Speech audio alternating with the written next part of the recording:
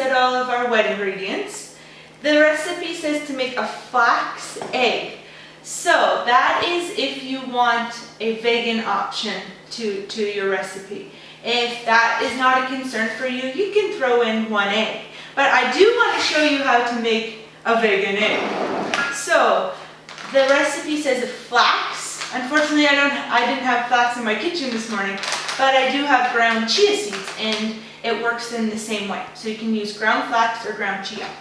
So all you're going to do is you're going to put, for 1 egg, you're going to put 3 teaspoons of the flax or the ground chia. This is super easy. You'll love it.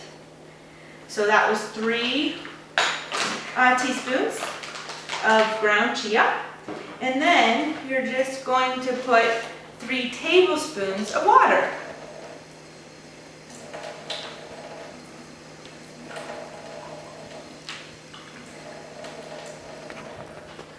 And then I'll get a fork and we'll stir it up and just leave it, we'll stir it up first and then we'll just set it to the side. And you can see it's already forming the consistency of an egg. So that's if you want a vegan option instead of an egg. It's as easy as that.